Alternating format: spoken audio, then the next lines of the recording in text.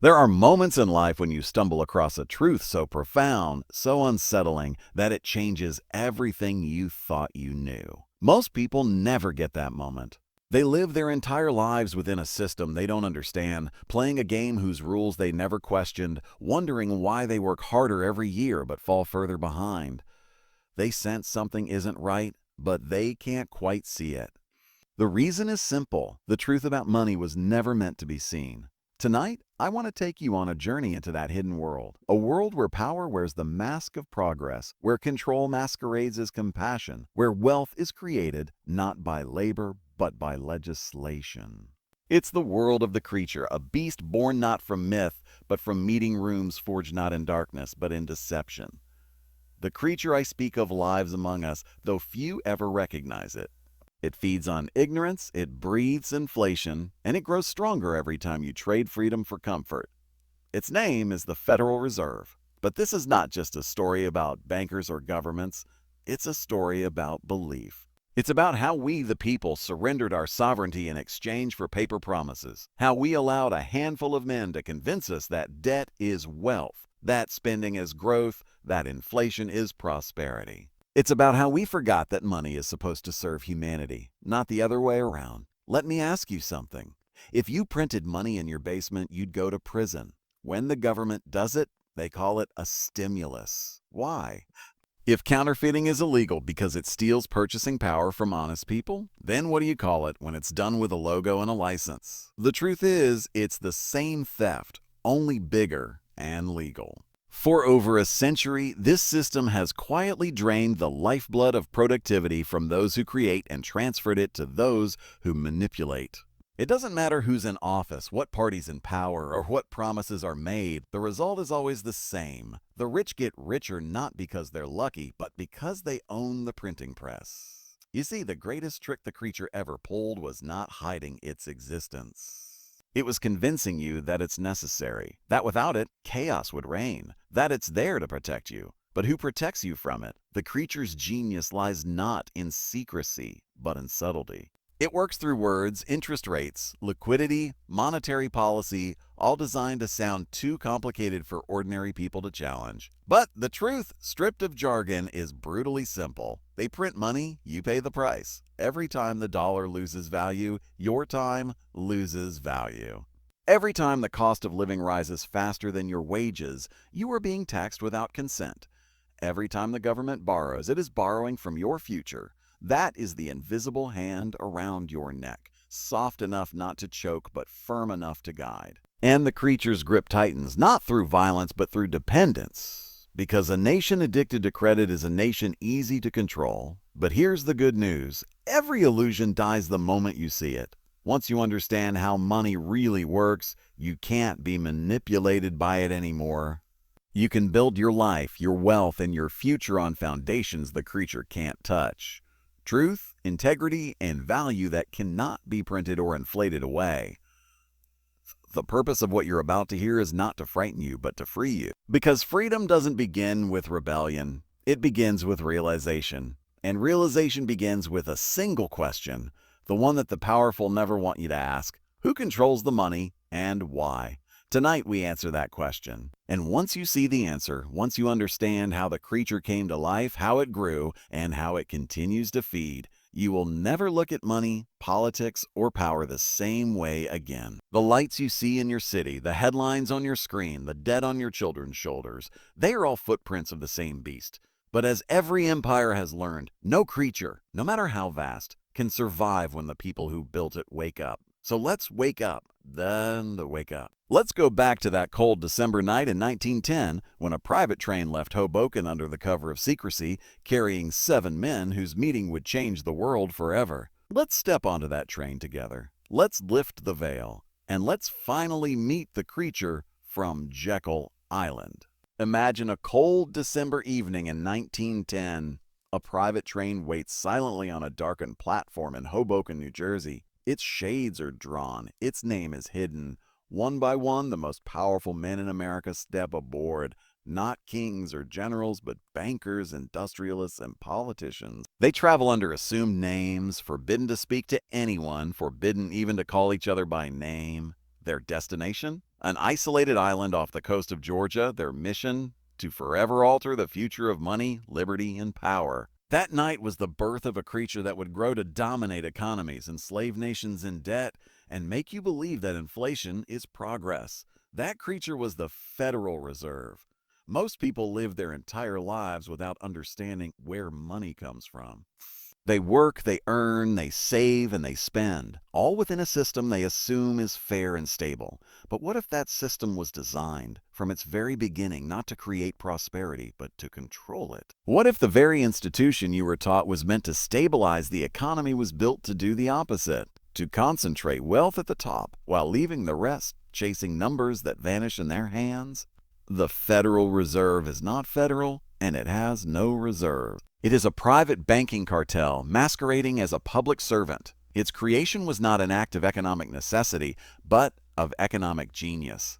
The genius of those who understood that whoever controls money controls everything else. To understand how this creature came to be, we must step into the shadows of Jekyll Island, where the most consequential conspiracy in financial history took shape. When you follow the trail of money, you discover that nothing in economics happens by accident. Crashes, booms, recessions, they are not storms that appear out of nowhere. They are engineered outcomes of systems designed by men with intent.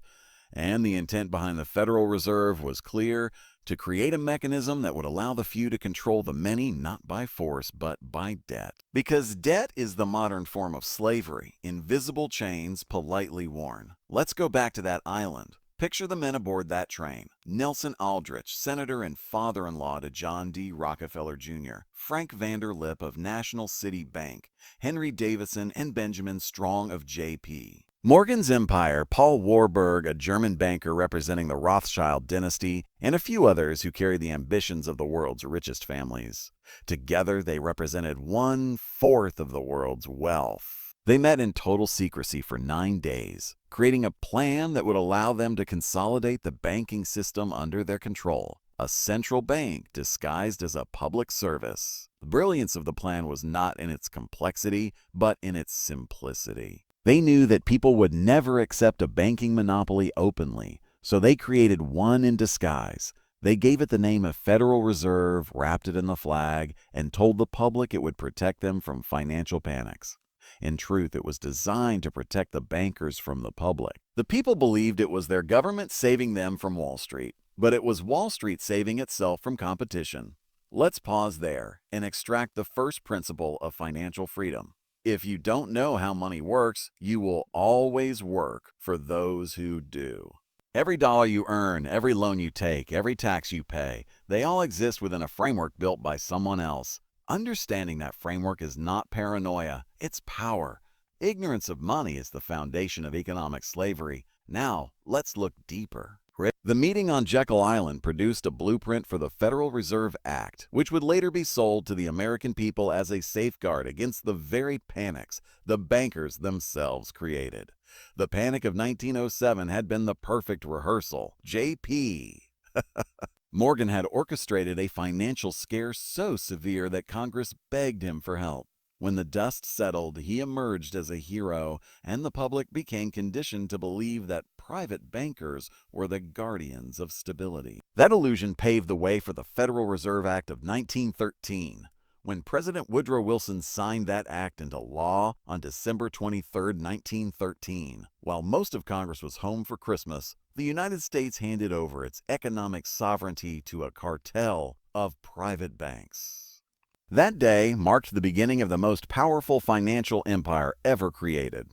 Wilson himself would later lament his signature, saying, "I have unwittingly ruined my country. We have become one of the most completely controlled governments in the civilized world." And yet here's the irony. The Federal Reserve was sold as a system to prevent crises. But what has it given us since? A century of inflation, endless debt, and repeated financial collapses.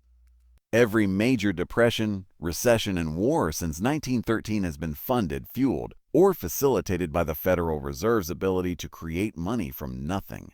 A magic trick that would make even the most skilled illusionist jealous. Let's talk about that trick. Imagine if you could print wealth at will.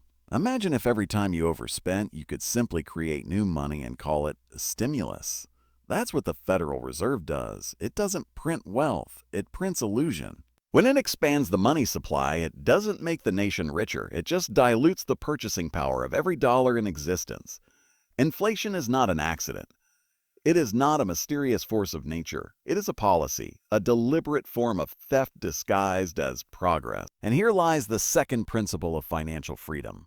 Inflation is the silent tax that punishes the saver and rewards the debtor. When you save money in a system designed to devalue it, you are not preserving wealth. You are losing it slowly. The system teaches you to chase returns instead of understanding value, to play the game instead of questioning its rules. But the rules themselves are rigged. You see, every time the government spends more than it earns, it borrows. But it doesn't borrow from the people. It borrows from the future, your future. It issues bonds, and the Federal Reserve buys them with money that didn't exist 5 seconds before. That new money enters the system, chasing the same amount of goods, and prices rise. You work harder for dollars that buy less. That's inflation, and the interest on that debt ensures that the borrower, the government, remains perpetually indebted to the lender, the Federal Reserve. It's a perfect cycle of control. Now let's take this out of the abstract. Every time the Fed stimulates the economy, it's transferring wealth, not creating it, transferring it. From you, the worker and saver, to those who hold assets that appreciate with inflation, real estate, stocks, commodities. The rich get richer not because they work harder, but because they understand the system better. They know that money is a tool of transfer, not storage. They play on the side of the issuer, not the user. That's the hidden law of the financial universe. Those who understand compounding work for themselves, those who don't work for others. The Federal Reserve has institutionalized that imbalance. It's not that the wealthy are lucky, it's that they are awake. The game is transparent to them. Oh, they know that fiat currency, money by decree, always returns to its intrinsic value, zero. History proves it. Every paper currency ever created has collapsed under the weight of its own excess. The dollar is no exception, and that brings us to the moral dimension of money. Money at its core is not wealth, it is trust. It is a symbol, a representation of value exchanged between people. When that symbol is manipulated, the foundation of civilization erodes. That's why societies that debase their currency eventually debase their value. When you corrupt money, you corrupt morality. The men at Jekyll Island understood this power. They weren't villains in the cartoonish sense. They were visionaries. Ruthless, brilliant, pragmatic. They understood human psychology, the hunger for safety, and the illusion of stability. They knew that people will trade freedom for security, especially if you frame it as protection from chaos. So they built a system that looked like salvation but functioned like servitude. And here's the uncomfortable truth. It worked. It worked. For over a century, the Federal Reserve has managed to convince millions that it exists to serve them, even as it quietly extracts value from every paycheck, every savings account, every retirement fund. The greatest con ever pulled was not hiding the truth, but making people too distracted to look for it. So, what does this mean for you?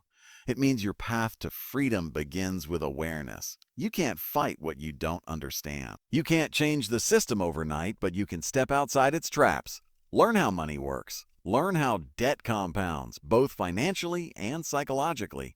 Build assets that hold value regardless of currency. Skills, gold, community, self-reliance. True wealth isn't measured in digits on a screen. It's measured in how little your life depends on systems you can't control. You don't have to be a banker to use the compound power of money. You just have to think like one. Banks use leverage, not their own money, but other people's, to create profits. You can do the same in your life. Use time, knowledge, and systems as leverage. Let your consistency be your capital. Let your discipline be your interest. That's compounding of a higher order, personal sovereignty. The creature from Jekyll Island isn't just a story about bankers. It's a mirror reflecting our collective complacency. We handed over our financial independence in exchange for comfort. We traded the discipline of saving for the illusion of credit. We stopped asking where money comes from because we were too busy spending it. But the moment you start asking again, the creature loses its power. Because darkness only rules until someone turns on the light. So let's turn it on. Let's look directly at the system and say, I see you. Let's teach our children that real wealth is not borrowed but built. Let's stop playing defense and start building offense. The Federal Reserve's greatest weakness is our ignorance. Its greatest threat is our understanding. The more people learn how money truly works, the less control this creature will have over them. Remember this, the secret to freedom is found in the same place as the secret to wealth, knowledge applied with discipline. You are not powerless in this system. You just have to stop being passive. Learn, act, and compound your understanding, because the same law that enslaves you through debt can liberate you through wisdom. The story of Jekyll Island is not just history, it's prophecy. It's a reminder that power never sleeps, and neither should vigilance. The men on that island changed the world once by understanding money. Now it's our turn to change it again by understanding freedom. If the story of Jekyll Island was about how the creature was born, then what comes next is about how it feeds. Because a system designed in secrecy only survives through illusion. The Federal Reserve is not just a bank. It is a mechanism, a machine of control so subtle that the average citizen never feels the chains tightening. And the greatest illusion of all is this, that money has value because the government says it does. Money is not wealth, it's a claim on wealth, a symbol, a ticket, a contract of trust between human beings.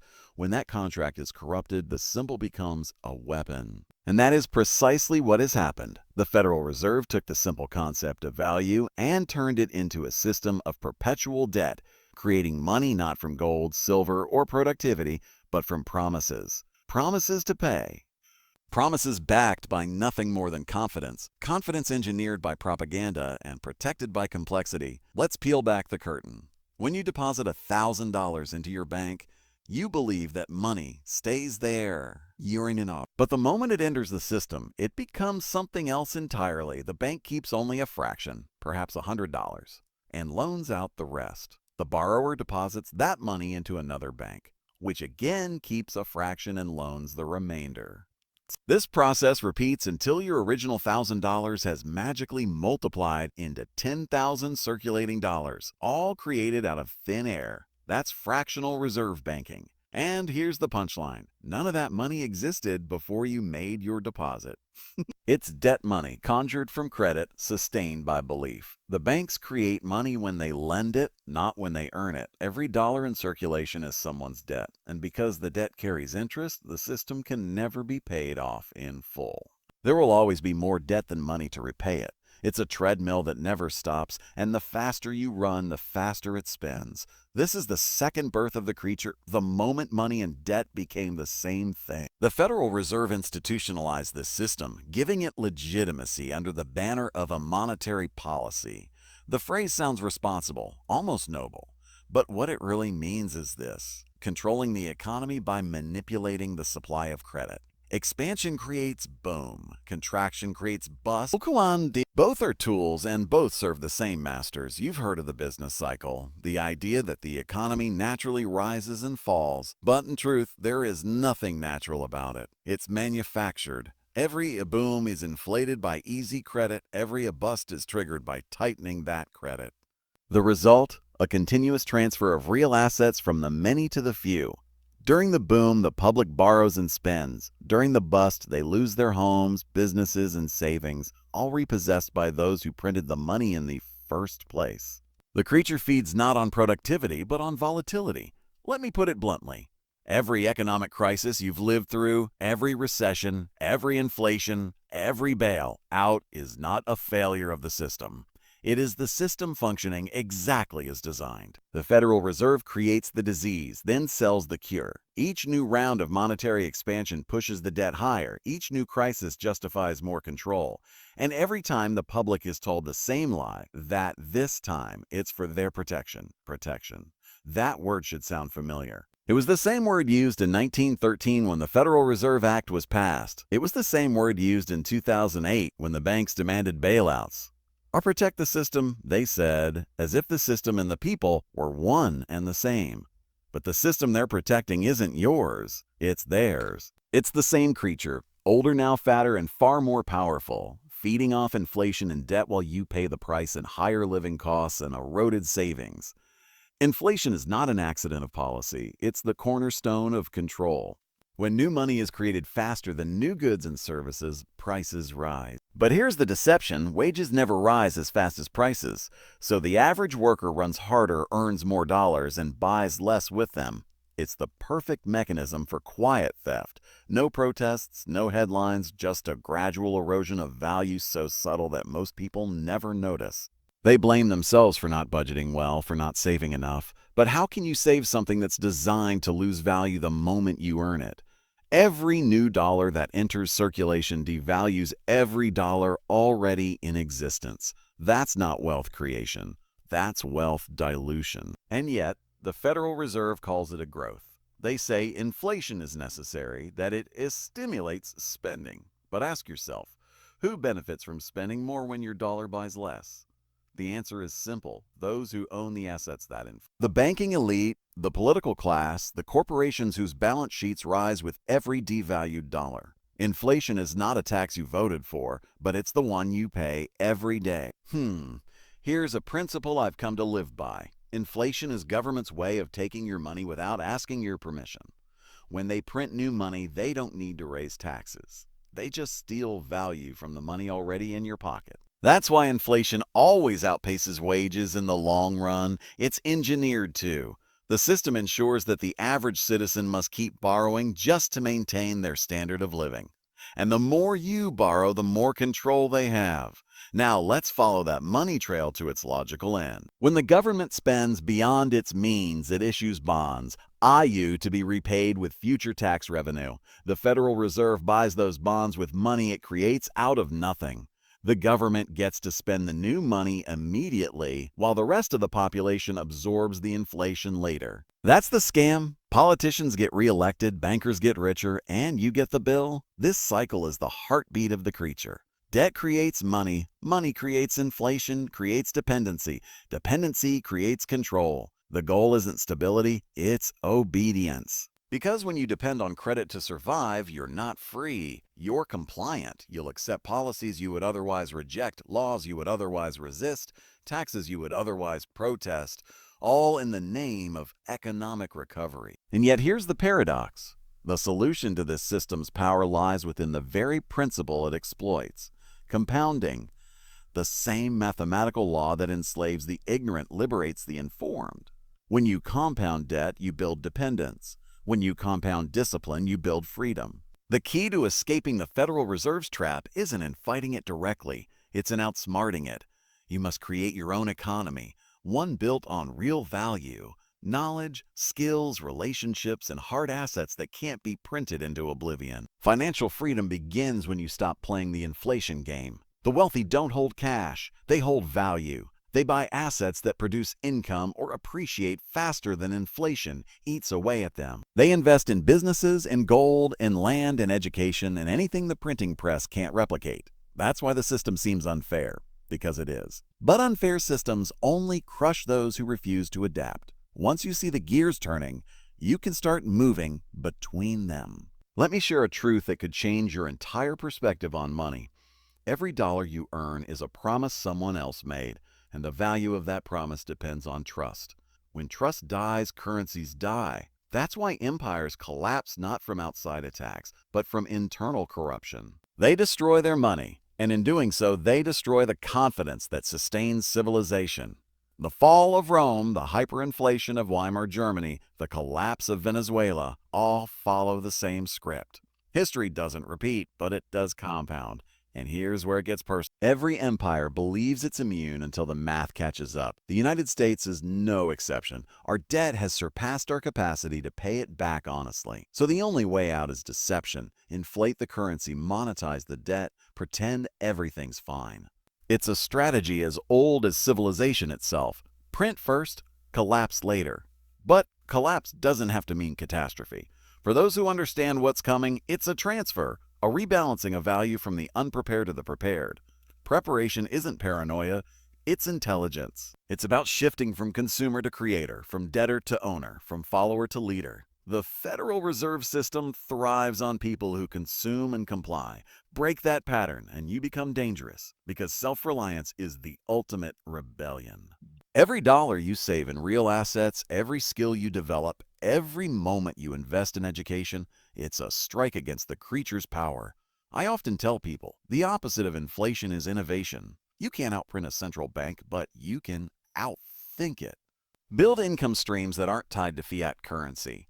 Create value that transcends borders. Use technology, creativity, and entrepreneurship as your printing press. The government can print money, but it can't print productivity, character, or courage. Those are the real currencies of freedom. Those are the real currencies of freedom. So let's pull all this together. The Federal Reserve is not just a financial institution, it's a reflection of human behavior. It exploits greed, fear, and ignorance. But it also reveals something powerful. That control only works on those who consent to it. The creature from Jekyll Island doesn't rule with force, it rules with faith. Withdraw that faith through knowledge, discipline, and independence, and the illusion collapses. The average person spends their life chasing money. The wise person spends their life mastering value. The Federal Reserve's entire system depends on you believing that money equals wealth. But the moment you realize that wealth equals freedom, not paper, the system starts losing its grip on you. Freedom begins with a decision to stop participating in your own manipulation. Let me end this part with a challenge, the kind that every free thinker must face sooner or later. You can't dismantle this machine overnight, but you can build an alternative. You can create a parallel system of integrity, responsibility, and productivity, starting with yourself. Because when enough individuals reclaim sovereignty over their finances, their time, and their minds, the creature starves. That's the quiet revolution. Not with riots or slogans, but with decisions. With every act of awareness, every moment of discipline, every rejection of financial dependence, you weaken the invisible chains. The most powerful act of rebellion in a world built on debt is to be debt-free. The most radical act of defiance in a system built on inflation is to own assets that endure.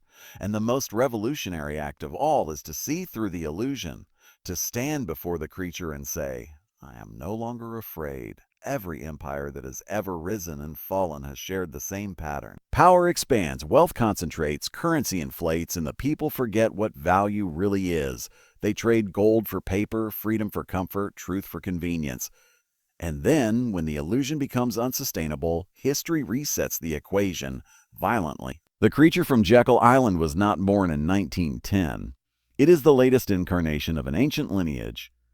It is the same monster that lurked in the shadows of Rome, that whispered through the courts of the Medici, that counted profits in the wars of kings. The faces change, the nations change, the flags change, but the pattern remains. To understand the world we live in, you must first understand that money has always been a tool of control. Long before central banks and modern debt systems, ancient rulers discovered the secret of alchemy, not the kind that turns lead into gold, but the kind that turns trust into obedience. The pharaohs taxed grain, the Caesars clipped coins, and the medieval kings debased their silver.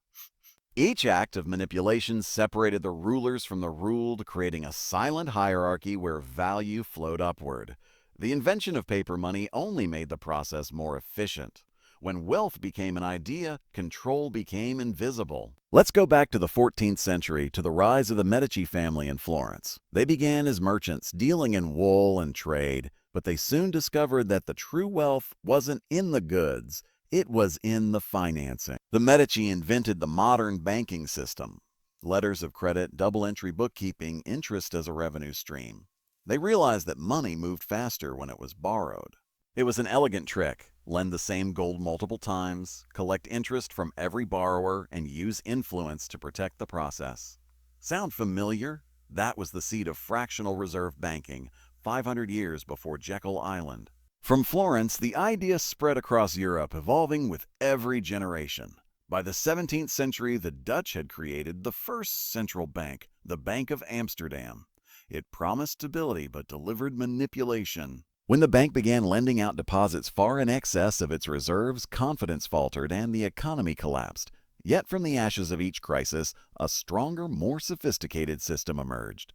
That is the hallmark of the creature. It learns from failure, adapts, and grows. Then came England. In 1694, the Bank of England was established. The first true prototype of the modern central bank, it was born, as always, out of crisis. The government needed money to fight wars, endless, expensive wars. A group of private bankers offered a solution. They would create the money as loans to the crown in exchange for a royal charter granting them exclusive control over the nation's currency. The king accepted.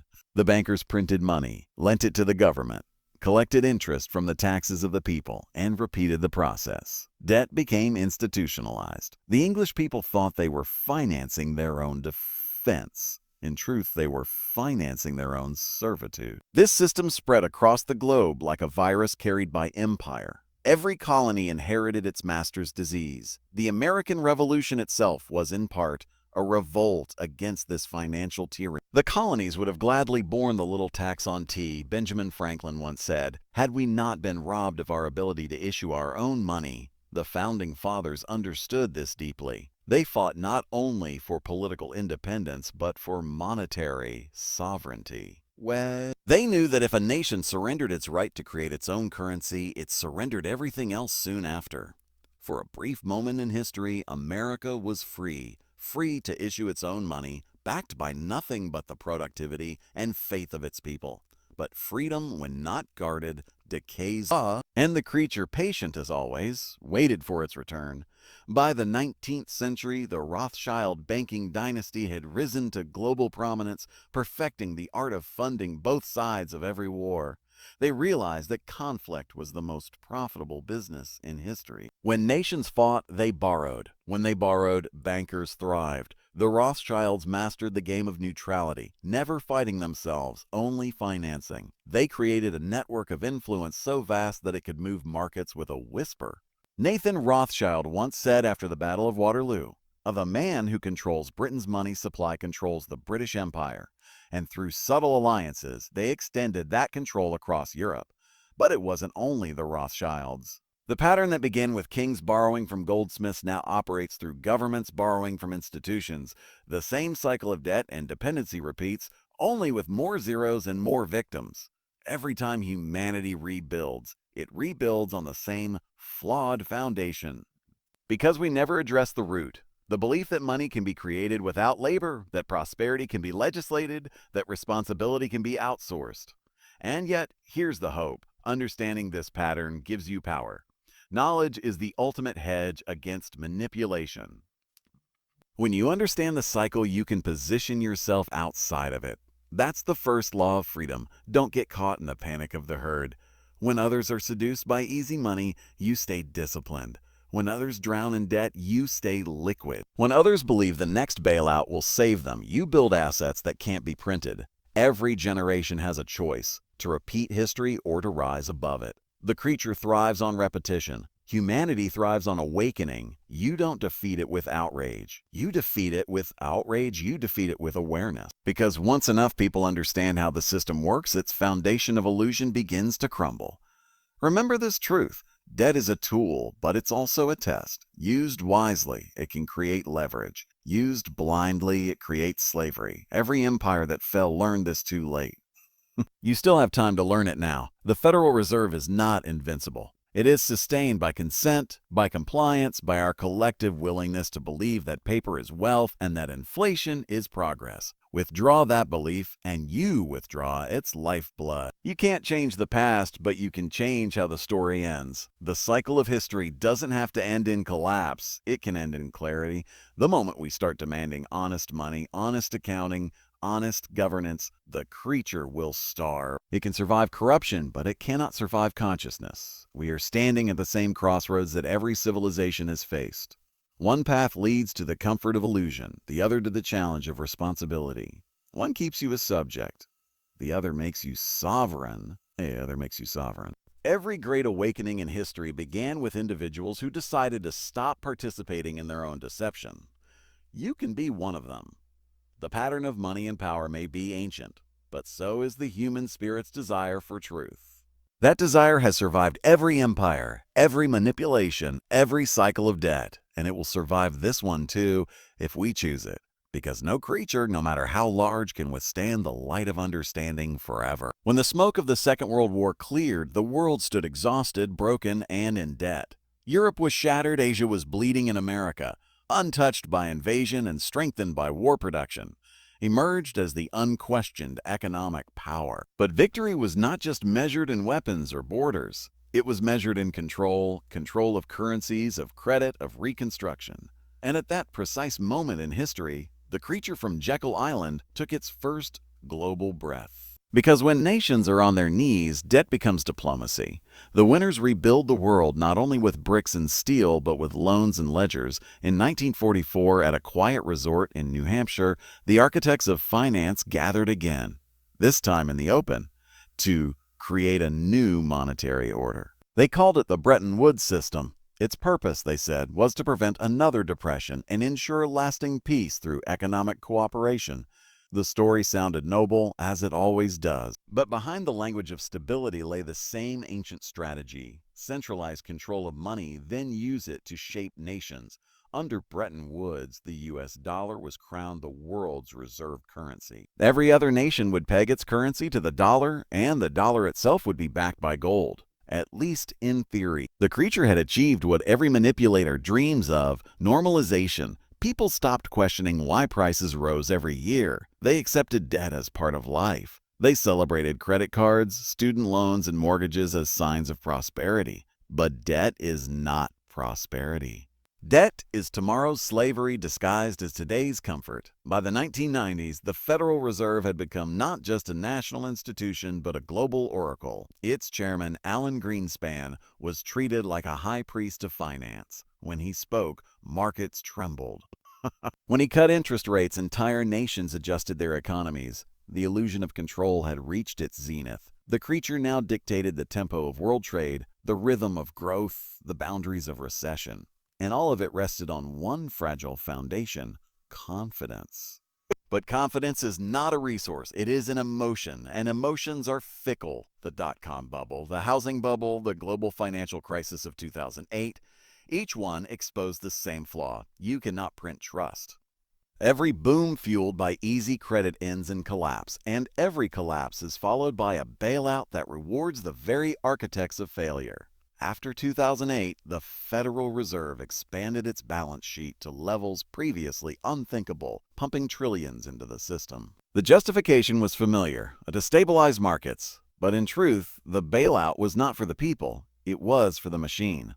Let me say this clearly: the purpose of the modern monetary system is not to create prosperity, but to preserve control. The Fed doesn't need to own your business, it only needs to control the price of your credit. It doesn't need to tax your income directly. Inflation does that automatically. It doesn't need to seize your freedom. Your dependence on its currency does that willingly.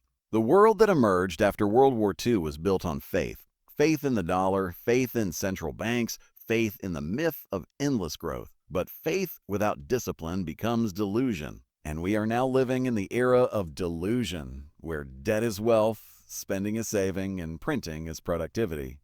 Nations borrow from the future to buy comfort in the present, ignoring that the bill always comes due. The only question is when and who will pay it. But even in this, there is opportunity, because every illusion carries within it the seed of awakening.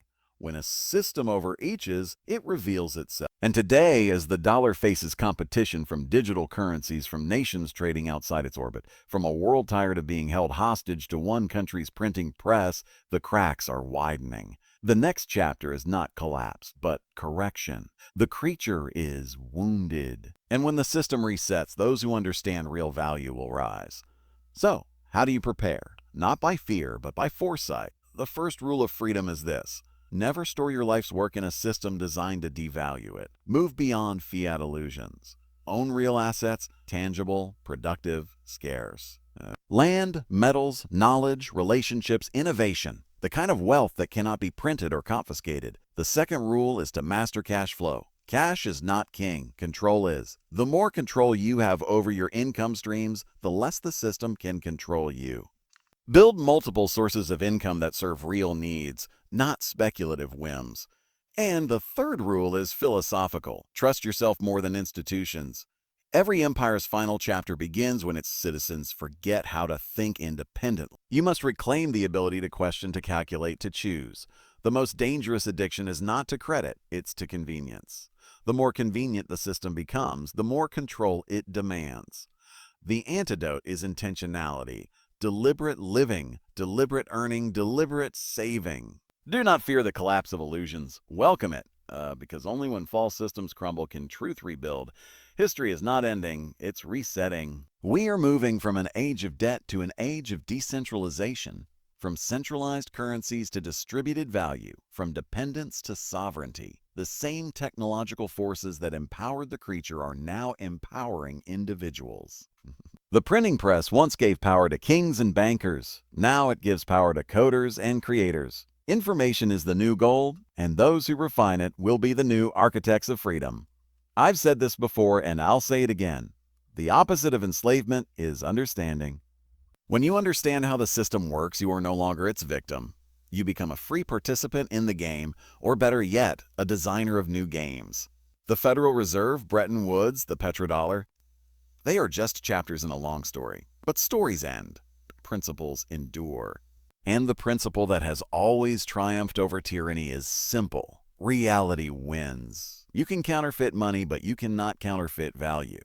You can manipulate markets, but you cannot manipulate truth. The era after World War II was the creature's golden age. It grew, evolved, and extended its reach across continents, but in doing so, it also revealed its weaknesses: dependence on infinite debt, on blind faith, on perpetual growth. These are not foundations, they are fantasies, and fantasies, no matter how grand, cannot survive reality forever. The next time you hear a politician promise free programs or a banker assure you that inflation is transitory, remember what you've learned. The system is not broken. It's perfectly designed for its purpose. The question is whether that purpose serves you. If it doesn't, it's time to design your own. The world is waking up. Nations are trading in their own currencies, individuals are building decentralized wealth, and communities are rediscovering trust through transparency. The next great revolution will not be fought with guns, but with awareness. With millions of people quietly choosing sovereignty over subservience, value over illusion, creation over consumption. That's how every empire ends, not with an explosion, but with an exodus. One by one, people walk away from the lie and start building something real. And that, my friends, is how the story of the creature will end. Not because it was slain, but because it was starved. The creature never died, it merely changed its skin. It no longer hides in smoke-filled rooms or on remote islands. Today, it glows on our screens, hums in the servers of banks, and whispers through algorithms that measure every transaction we make. It doesn't need secrecy anymore because invisibility has become voluntary. We hand it our data, our habits, our dreams, and we call it convenience. What began as a paper scheme on Jekyll Island has evolved into a digital nervous system that touches nearly every life on Earth. The modern name for this mutation is efficiency, but its true nature is still the same: control through credit, obedience through dependence, influence through illusion. The 21st century introduced a new layer of power: information. Money and information have fused.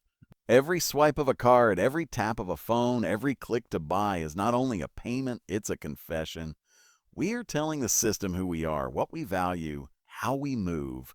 The modern banker doesn't need to ask, he already knows. Data is the new collateral, and the institutions that mine it are the new central banks. When you trade privacy for convenience, you are taking out a loan from your own freedom, and the interest compounds daily. Surveillance capitalism was the perfect evolutionary step for the creature because it doesn't just track wealth, it predicts behavior.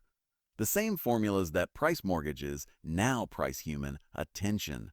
Corporations sell futures contracts on your impulses, betting on what you'll desire next week, next month, next election. The economy has become a casino built on prediction, and every spin of the digital wheel strengthens the house. And just as in the age of paper, the few who design the system harvest the value created by the many who trust it. But technology is not evil in itself. It is a mirror. It reflects the intent of its user. The same algorithms that enslave can liberate if pointed toward truth. The blockchain, for example, was born out of rebellion. A transparent ledger, a way to return trust to mathematics instead of politicians. Yet the moment it began to threaten the hierarchy adapted. Central bankers realized that if they couldn't suppress decentralization, they could imitate it. Thus, the new phrase entered our vocabulary. Central bank digital currency, CBDC, a currency with the speed of crypto but the soul of surveillance. Imagine a world where every transaction is recorded on a government ledger, every purchase, every donation, every act of generosity or dissent traceable in real time. A currency that can expire if you don't spend it fast enough or vanish from your account if you support the wrong cause. That's not imagination. It's already being tested. In the name of safety, efficiency, and inclusion, nations are preparing to digitize not only money but morality.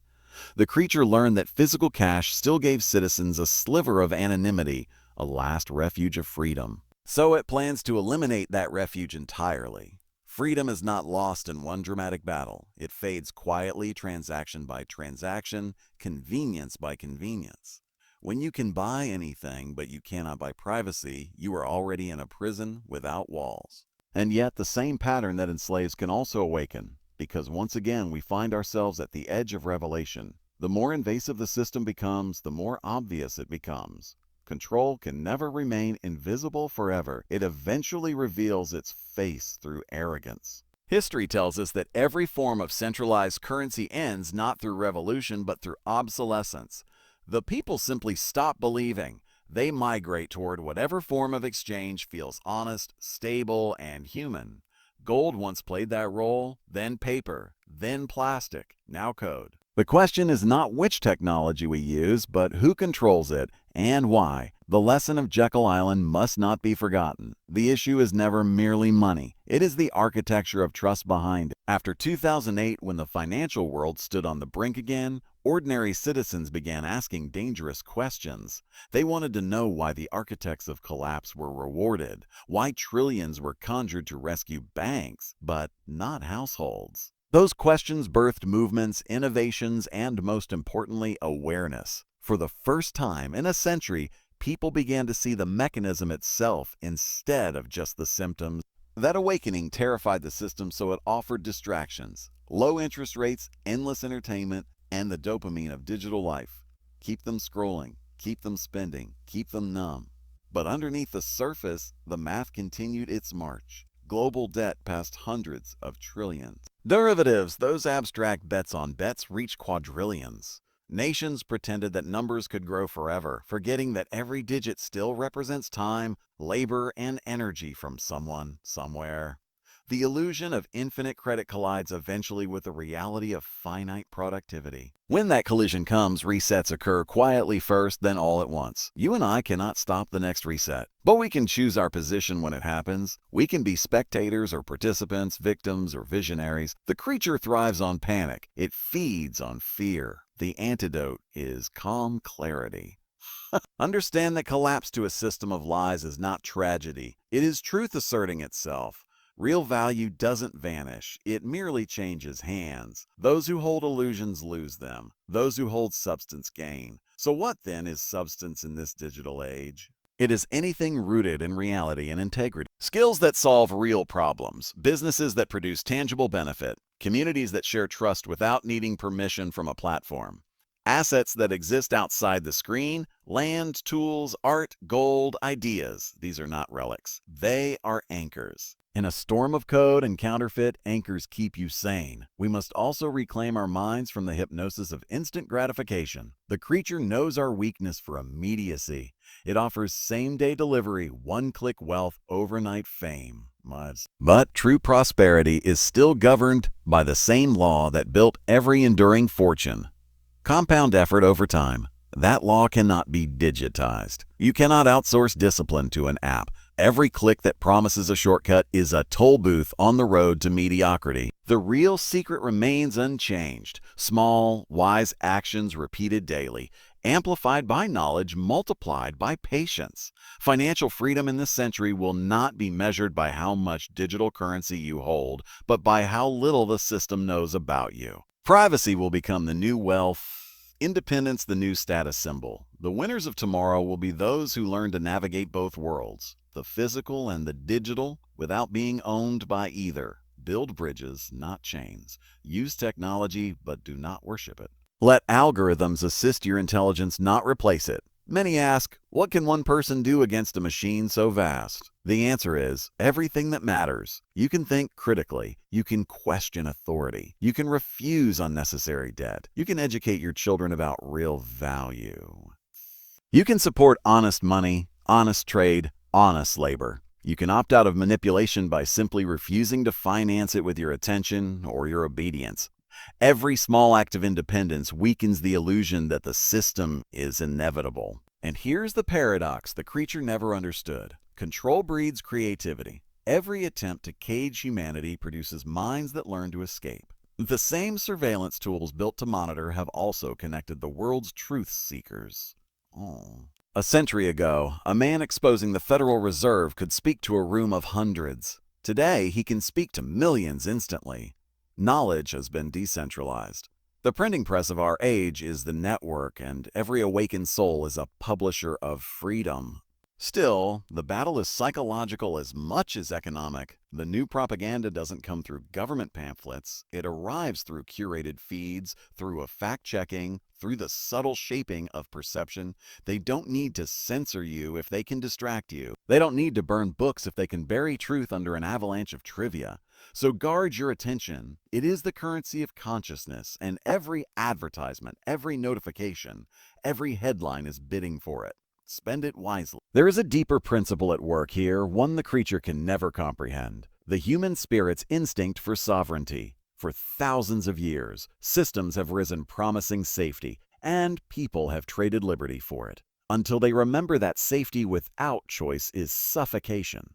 We are entering another of those cycles now, but cycles can be broken. Awareness is the first crack in the pattern. Look at what is emerging outside the walls of centralization: peer-to-peer exchanges, community currencies, cooperatives, decentralized, autonomous organizations. Imperfect, yes, but alive. They represent humanity's recurring answer to tyranny: self-organization.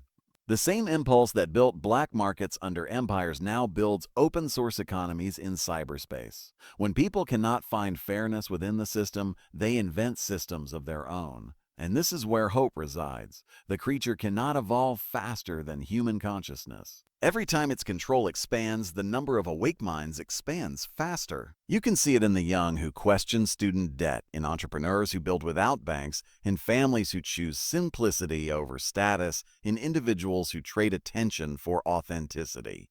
These are the quiet revolutionaries. They will not march on capitals. They will build alternatives so appealing that the old structure simply fades from relevance. Freedom has always been an inside job. You win it not by overthrowing institutions, but by outgrowing them. The Federal Reserve, the IMF, the CBDC, they are symptoms of a mindset that believes someone else should manage reality for us. Once we accept that responsibility ourselves, their power dissolves. The creature feeds on abdication. Take back responsibility, and you take back the world.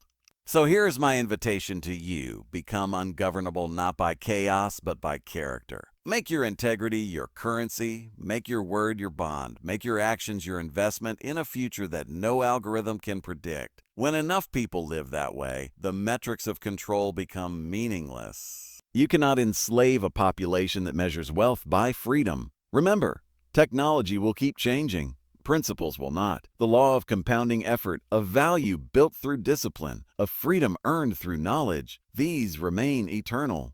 Every empire that believed itself untouchable forgot that truth and vanished into history's dust. The creature will too. Its algorithms will decay, its databases will rot, its debts will implode under the weight of their own absurdity. What will remain are people, thinking, creating, exchanging honestly once again. And when that day comes, the story of Jekyll Island will no longer be a warning. It will be a lesson completed. Humanity will look back and say, we finally understood. We realize that freedom is not granted by systems, but practiced by souls. That money is only a mirror of human trust, and that trust must be anchored in truth, not coercion.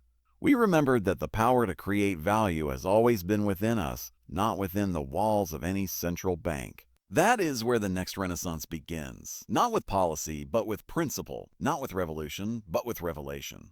The creature's greatest mistake was teaching us exactly how it operates, because now we can design something better. The future of money will not be gold or paper or code. It will be integrity measured and value freely exchanged.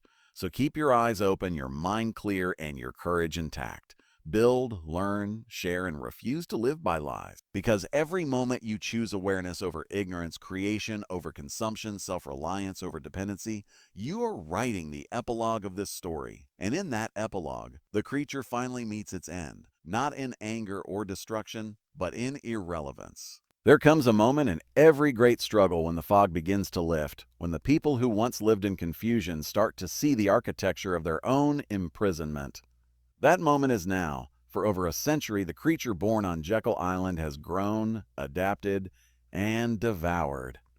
It has changed the shape of economies, rewritten the language of money, and enslaved generations not with chains, but with contracts. But even the most powerful illusion eventually reaches its limit. And when an illusion can no longer sustain itself, it collapses beneath the weight of truth. The truth is simple. The Federal Reserve and its global cousins were never designed to bring stability. They were designed to bring control. Control disguised as security. Control disguised as growth. Control disguised as compassion. Mode E. Every promise it made to end recessions, to fight inflation, to protect your savings was a mask. And behind each mask was the same intent that has ruled mankind since the dawn of civilization, to concentrate power in the hands of the few who understand what money really is. But something has changed. For the first time in modern history, that understanding is spreading faster than censorship can contain it. Ordinary men and women, young and old, across nations and languages, are beginning to see the pattern. They see the empty promises of a quantitative easing and a stimulus for what they are, polite words for legalized theft. They see that inflation is not an accident of economics, but a strategy of exploitation.